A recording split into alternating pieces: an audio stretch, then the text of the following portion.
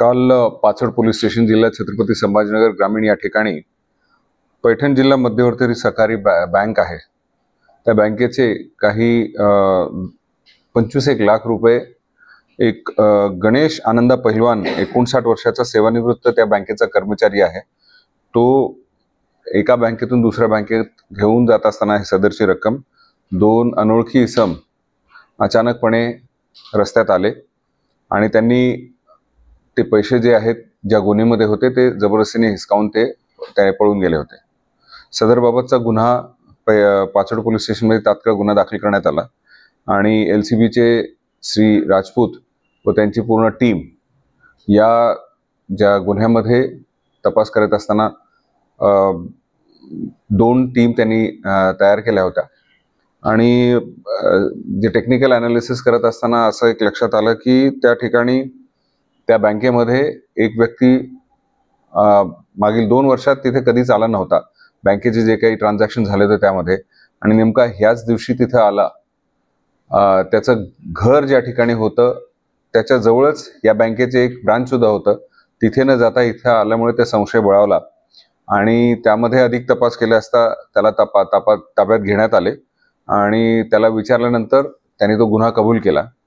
यामध्ये त्या आरोपी बरोबर इतर 3 आरोपी सुद्धा होते, त्या तिन्ही आरोपींना ताब्यात घेण्यात आलेलं आहे आणि 100% रिकव्हरी झालेली आहे। एकूण 25 लाख रुपये गेले होते। या गुन्ह्यामध्ये वापरलेली एक स्विफ्ट कार, 8 मोबाईल फोन असे एकूण 31,56,000चा मुद्देमाल आम्ही 100% रिकव्हर केलेला आहे।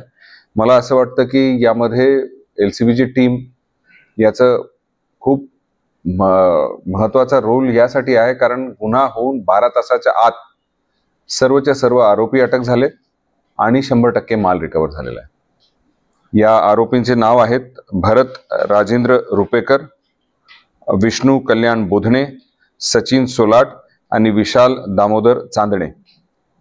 या 4 आरोपींपैकी दोघांचा गुन्हेगारी पार्श्वभूमी आहे। जो मेन यामध्ये ज्याचा मास्टरमाइंड होता तो भरत राजेंद्र रुपेकर होता।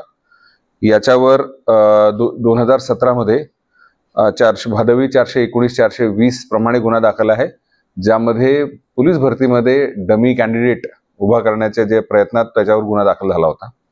त्याचबरोबर सचिन सोलाट यावर दारूबंदी कायद्यान्वये गुन्हा दाखल आहे।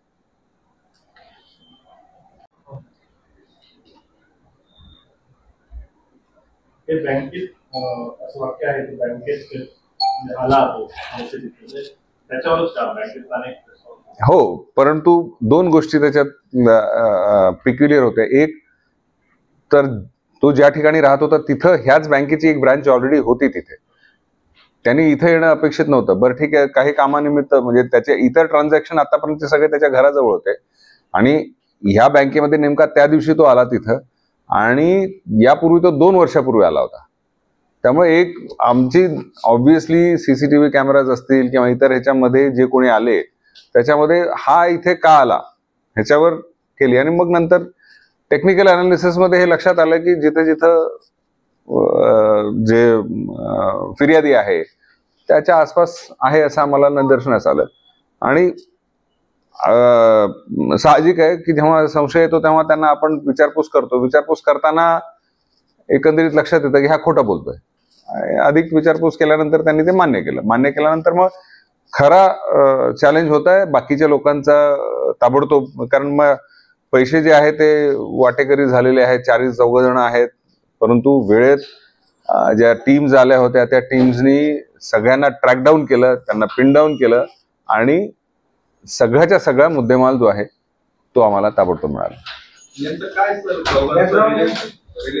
हे सगळे एकमेकाला ओळखत होते।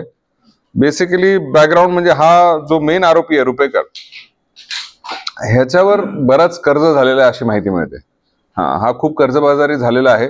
आधीचा जो गुन्हा आहे त्याच्यावर गुन्हेगारी पार्श्वभूमी असल्यामुळे कोर्टाच्या मॅटर्स असतील इतर ह्याच्यामुळे त्यामुळे ह्याने हा कृत्य केलेलं आहे आणि बाकीचे त्याचे सगळे मित्रमंडळी आहेत।